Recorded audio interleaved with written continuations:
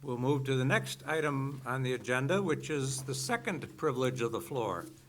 And so members of the public or members of the legislature may speak on any subject. Individual comments are limited to 3 minutes, and comments representing a group shall be limited to 5 minutes. Is there anyone wishing to address the second privilege of the floor? My name is Robert Galbraith. I'm from Ripley, Westfield area. Chief Executive Wendell and Mr. Chairman, legislators. I'm here because we did bring in a solar panel to show and kind of illustrate the size of a typical solar panel that's being used for solar farms. The size of these panels is approximately 5.5 feet by 3.5 feet. They weigh about 40 to 45 pounds. Unfortunately, I couldn't bring it in through security, but it gives you an idea that one panel, which generates roughly 280 watts, is just one panel which would be used in a typical solar farm project. As an example, in Ripley is 1,500 acres. Of that, the developer plans on using 200 to 300,000 of these panels, and that is a tremendous number of panels. Typically, these panels are manufactured in China. They're not manufactured in the U.S., it's China. I have a solar panel on my boat. They're very versatile, especially when you can't plug into an outlet somewhere that they're good for charging your batteries. But in large-scale utility-sized solar applications such as Ripley, 1,500 acres and 200,000 to 300,000 solar panels is a tremendous amount. The weight of that alone, just the weight of that alone, is somewhere in the midst of 8.2 to 12.3 million pounds. There's no exaggeration. This is reality. And that doesn't include all the additional equipment that comes with that. That's all the tracking equipment, that's all the frames and the anchoring equipment and the inverters and all the wires that are used and cables to use to put that in place. The point I'm trying to make here is that these are tremendous projects. This is just one of many in Chautauqua County. The towns and the legislature needs to be very, very aware of what is going on here, and they need to put in place, I believe, detailed recycling plans for these panels. Niagara County just passed a law that required the developers to provide detailed recycling plans in their applications, and this is in their laws. In both Niagara County and also it's with some of the towns in Niagara County. So it's very important that that is being done. I can't emphasize it enough that the potential for a developer to walk away from these types of projects is high. There are risks. Of course, there are going to be performance bonds for the project for decommissioning, but also these panels, they need to be recycled responsibly. They shouldn't be just thrown into a landfill. Thank you, Mr. Galbraith. That exceeds your 3 minutes. Thank you. Anyone else wishing to address the second privilege of the floor?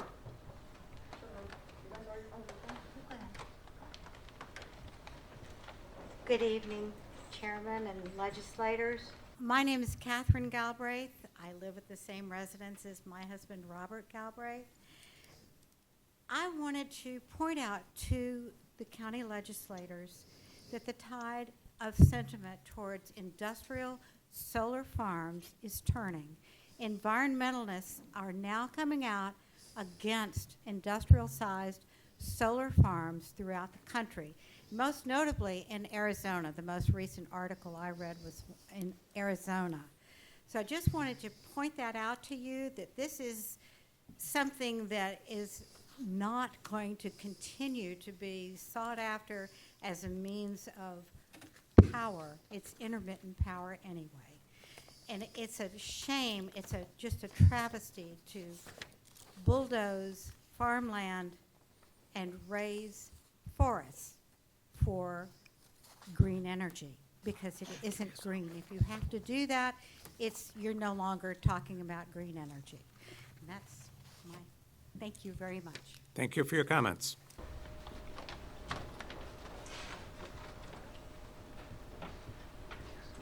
Good evening. My name is Susan Baldwin. I live in Villanova. I have probably got my name on a poster somewhere for the wind project because they see me a lot and they've even taken my picture. But I've been taking theirs. Now, this truck was at the bottom of Botwell Hill. As you see, it is loaded with the very product that they pumped into Farrington Hollow, trying to locate conduit? That's what they told the DEC. This is what they were pumping. Would you like to try to drink some of that? This was easy for me to scoop. I was along the roadside. They left this for the animals, kids, whoever. This is the kind of work the solar and wind people do.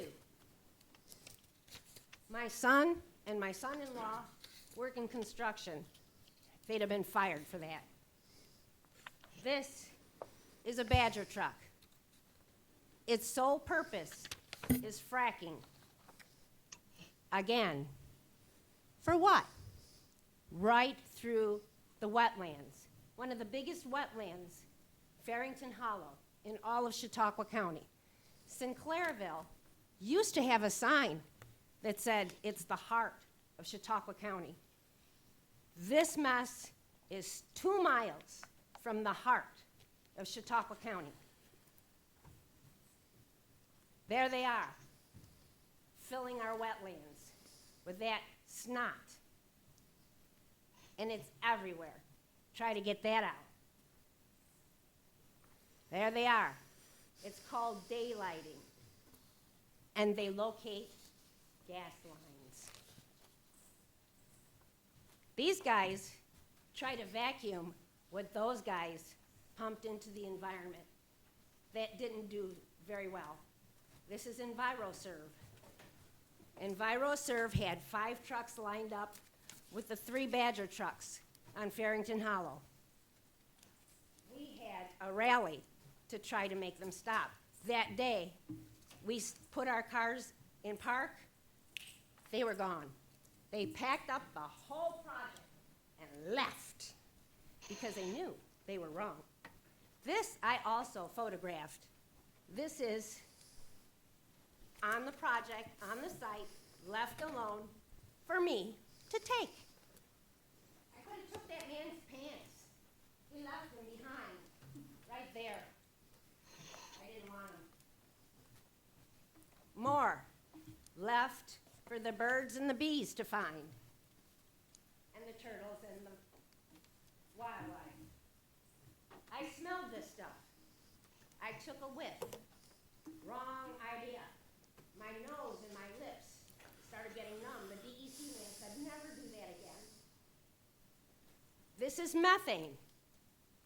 I know it's methane because my water, 5 miles from there, tested positive from the DEC for methane. My letter said, don't worry, you won't explode. Thank you, Ms. Baldwin. You exceeded your 3 minutes. This is my water. Just wanted y'all to know, mine. In Th- my bathtub. Thank you for your comments and your pictures. Thank you. Anyone else wishing to address the second privilege of the floor? Hi, good evening. My name is Gina Crone from Fredonia, New York, and I wanted to come tonight. Thank you so much for allowing me to take a moment to speak to you, but I wanted to stand here in support of Senator George Borrello's moratorium on wind energy in Lake Erie, and I'm asking for your support with that as well. With the lake it supplies our water supply for millions of people. And in this day and age, when there are municipalities, counties, states, and countries that are having water crisis, we are blessed to have the Great Lakes. We are blessed to have Lake Erie. I grew up in Dunkirk, New York. We had access to the lake, but at that time in the 60s and 70s, Lake Erie was a dead lake. If you all remember, there was no fishing, there was no boating, you could not swim in the lake. And we didn't know that it would ever be repaired. Through a lot of work and legislation, they were able to bring Lake Erie back to life, but that poison and the sludge is down on the bottom of the lake. Imagine taking a snow globe full of sludge and shaking it. That is what is going to happen when they try to install those windmills into the Lake Erie and any water source. They vibrate, they shake, they make noise, they're going to disrupt the fish. That doesn't even count if they leak oil into our water supply. But water is a resource that is necessary for life, and I am asking that we do not allow this to happen to our Great Lakes. Millions of people depend on that for their source of water, and we need that for our children, our grandchildren, our great-grandchildren. We need to stand up and protect that. So thank you very much. Thank you for your comments. Good evening, and thank you for allowing us to speak. I'm Tina Graziano, and I live in the town of Villanova. I'm here tonight to ask you for a no pilot resolution for big solar. On March 11th, 2020, at the town of Villanova meeting, a motion was made by our supervisor Park that the town will and does require a pilot regarding the proposed solar energy project in this township. This board approved the project, and it belongs to a current board member. At a regular meeting, we were told it is a personal and private project, but apparently it's big enough to be given a pilot program. And still, there hasn't been a public hearing or environmental study provided to the residents. Town boards as small as 4 voters can overturn your decisions. There needs to be an end to this power of a few. Big solar and big wind target the largest landowners via the tax records and go there and promise them money. In doing so, we are losing our established farms and farmland for a promise of money. Lies tell them to go ahead and sell your cows, sell your equipment, and we'll give you a subsidized check for many years. You just need to forego your property rights. We have lost thousands of acres to big wind projects and now are losing more to these big solar projects. Losing acreage after acreage, losing farms, losing wildlife habitats, and now they want to put toxic panels that can leak and seep into our well water. We can't live without water, and we cannot live without food. You need to draw the line on these never-ending projects, as Chautauqua County is quickly becoming known as a renewable energy facility or an industrial factory. We are Governor Cuomo's bad experiment. We cannot afford to give up more land to these projects. They are permanent wounds to our homes in our county. You must see the destruction, then the construction up close to really see what big solar and big wind does to our environment. Extremely disturbing, and a sight that you'll never get out of your memory. The land will never be put back to the pristine level that it once was.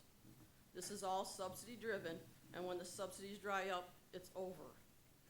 I talked to several Arkwright residents about their property taxes, and they said they all went up or remained at unchanged since the turbines came in. Just another lie or sales pitch from the renewable salesman. So where's the local benefit? None.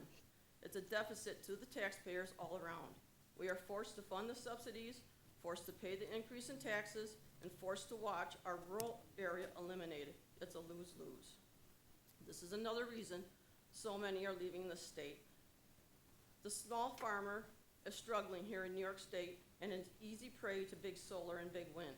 It shouldn't be that way. We should be protecting our small farms and all properties.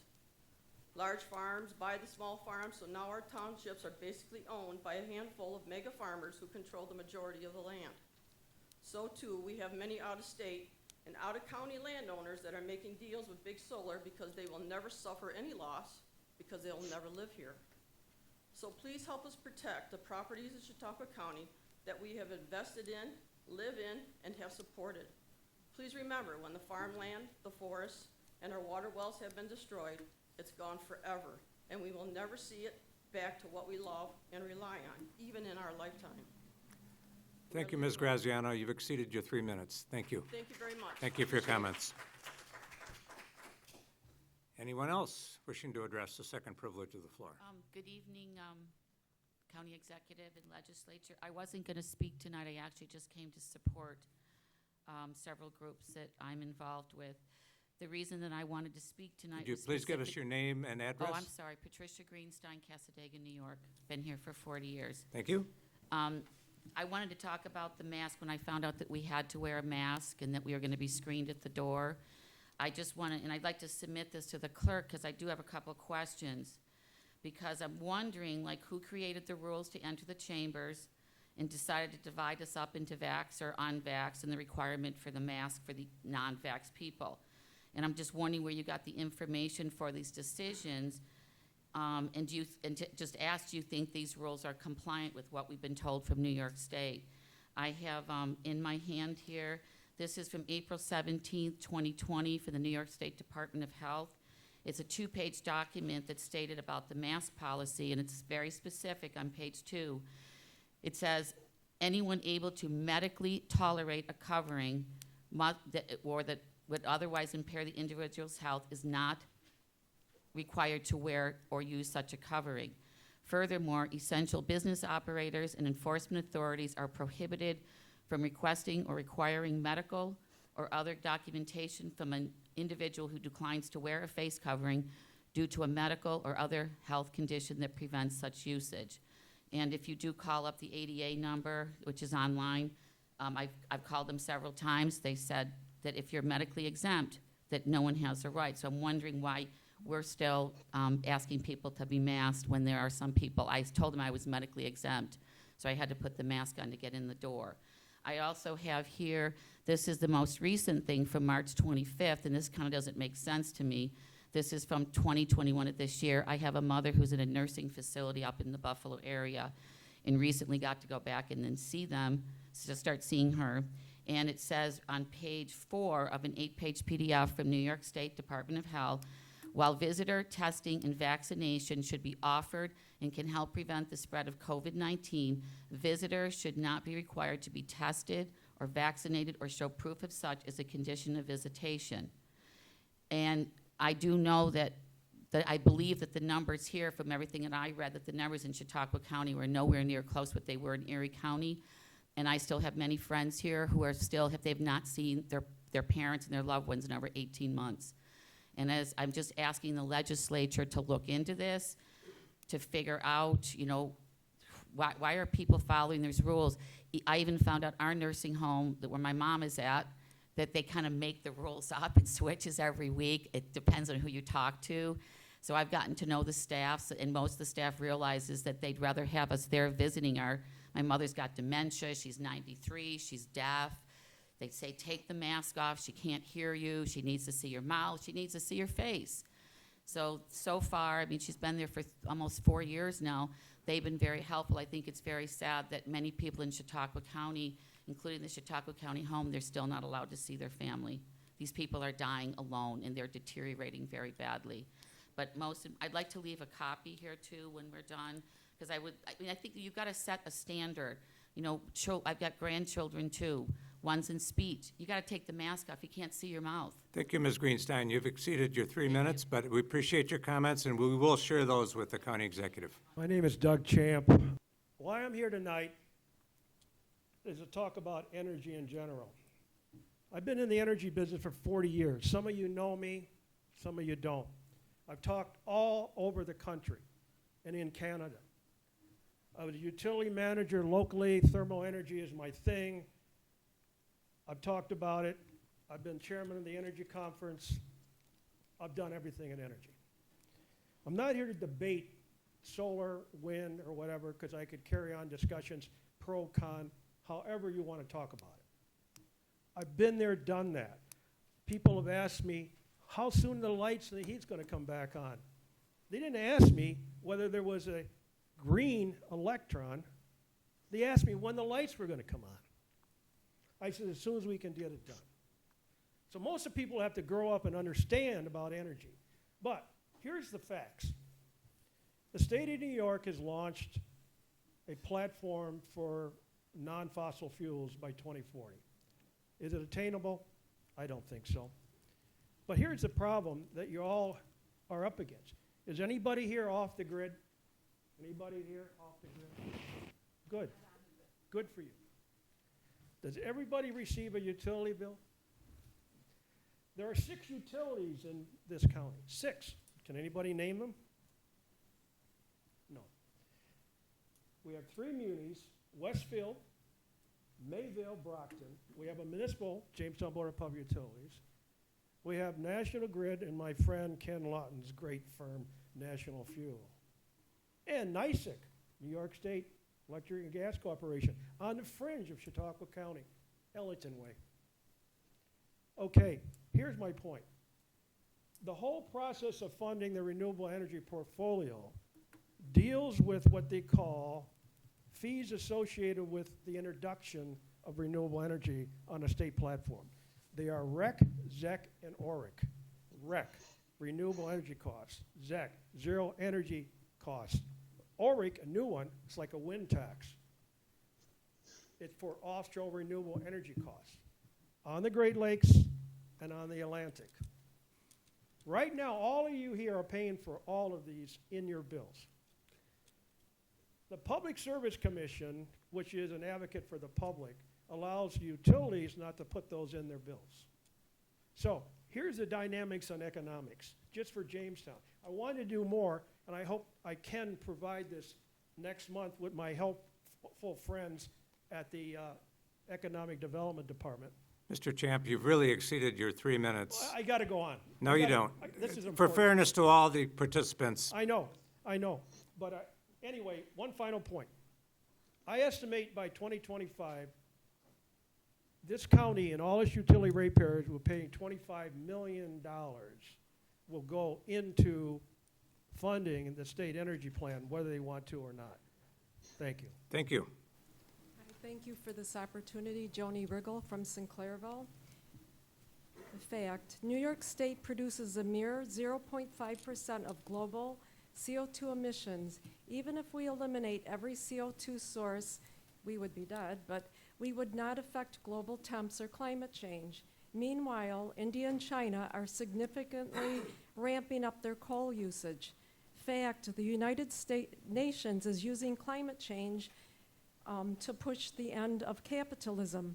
The UN opines the GDP-based system of capitalism is responsible for depleting resources, degrading Earth's ecosystems, accelerating greenhouse gas emissions, diminishing biodiversity, generating global economic insecurity, indebtedness, instability, and conflict. The United Nations, who heads the climate change studies under the IPCC, has a new economic paradigm which calls on all nations to adopt happitalism over capitalism to stop and reverse climate change.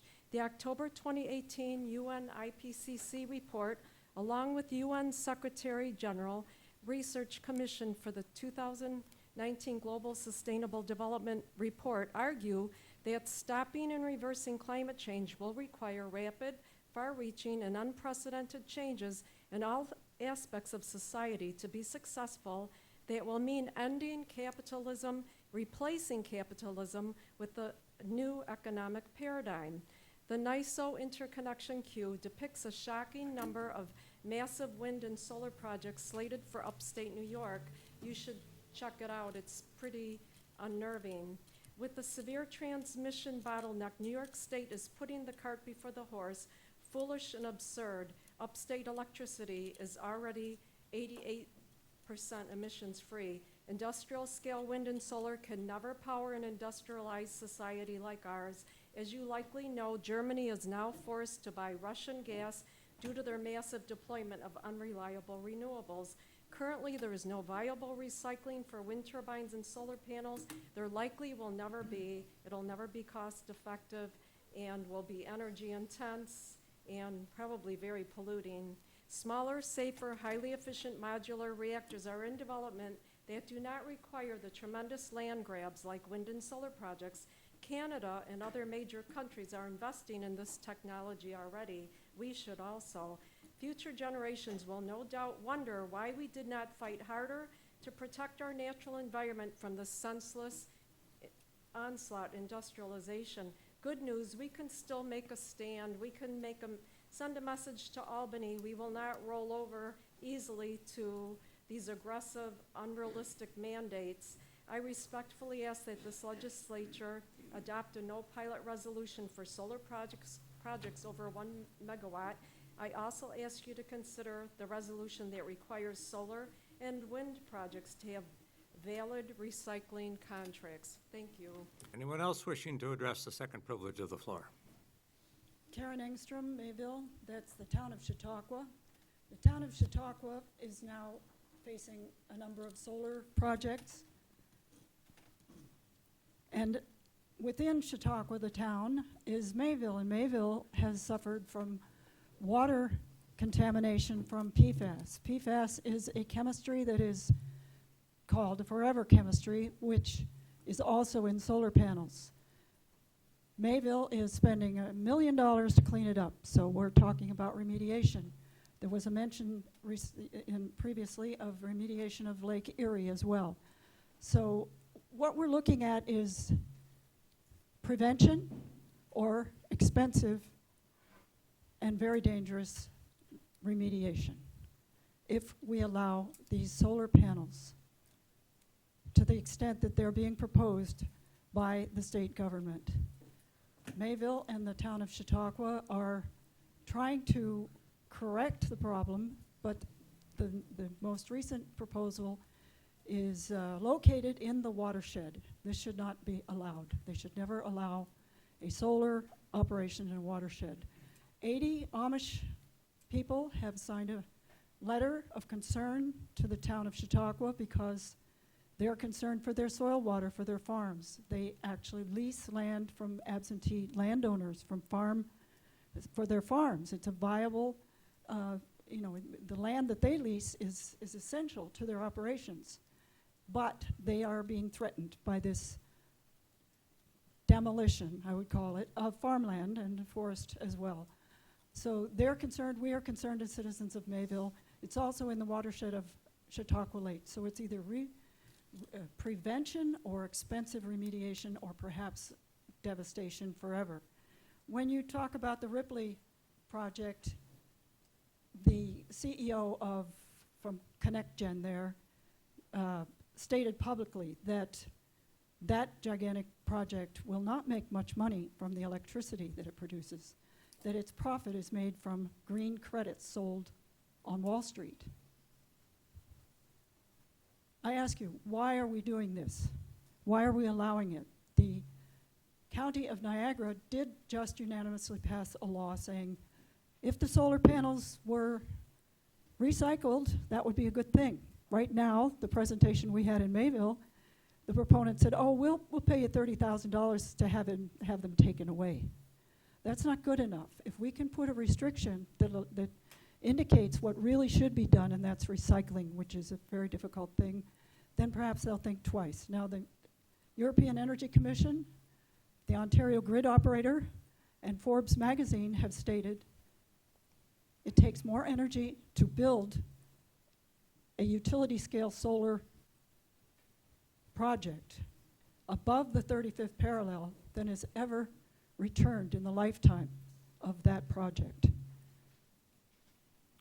What we're seeing now is what Mr. Borrello would call a scam, a political agenda put forward by a governor who has other purposes involved. And when you realize that the Department of Agriculture says anything that is turned into solar is permanently industrial, Ms. Engstrom, you've exceeded your 3 minutes. I'm calling for a no pilot resolution and or a restriction that is written into law by the county to protect our communities. Our communities need protection. Thank you. Thank you for your comments. My name is Nan Doolittle. I live in Westfield. I just want to say this. Warren Buffett, quote, on wind energy, we get a tax credit if we build a lot of turbines.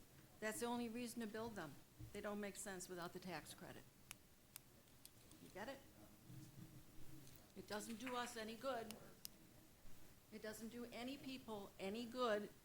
There are companies that are not in America that are putting these up, and then they go, how much money? How much are the bonds? You need to have, we have a small business. Why do we have to have a $3 million policy for our company? And you're gonna not have millions of dollars in bonds for every single decommissioning? And they're not recyclable.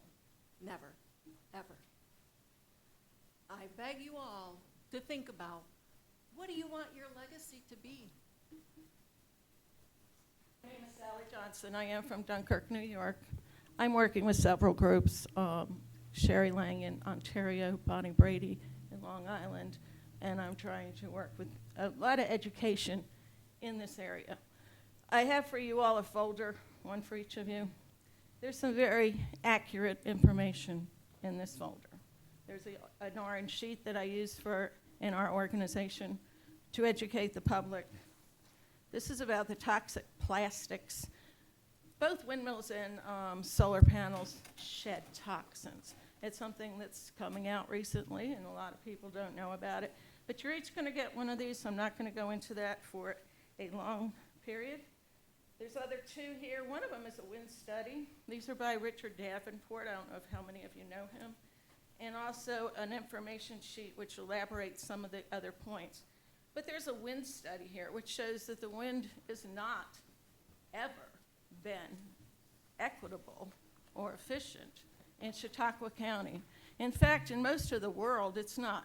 While we're in the midst of knocking these things out, changing our world, giving our land and our country away to foreign corporations, other countries are closing these things down. It's really getting to be ridiculous that the United States used to be a leadership country, and now we're followers. France, Ireland, England, all over the world, they're closing down wind factories. I'm here in support of both the two moratorium bills, George's and is it Manheim? I always get his name straight. There's a lot of things people don't know, and my question to you is, why the hurry? Why the rush? We're about to go into critical shortages on all rare earth minerals for these projects. Electric cars, wind turbines, solar panels. They all require rare earth minerals. There aren't enough. The rare earth minerals are in China. They're in Africa. There's slave labor, children being forced to mine these things. It's not good. It's not green. As far as the lake goes, there's a lot of information in here. If we dig into Lake Erie, it's criminal. The Great Lakes provide 85% of the fresh water in this country. 85%. There are other states begging to be able to put that water into their communities. Lake Erie, 11 million people. What the previous speaker said is absolutely true. If we dig down into the bottom of that lake, we're bringing up toxins, and we're going to risk the water of 11 million people.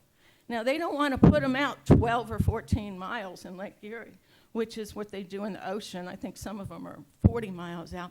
2 miles out, 25 miles at least will probably come into the Dunkirk former power station, Cedar Beach area, of cables. These cables have magnets, huge magnets, that will be under the water. They're on land. The question is, why? Why do we want to do this? You've exceeded your 3 minutes. I'm doing 5. I'm here on groups. What group are you representing? Citizens Against Wind Turbines in Lake Erie. Okay, Okay. proceed. Thank you. That's 30 seconds. There's a lot of issues involved in this, and my question is, why the rush? Why the rush?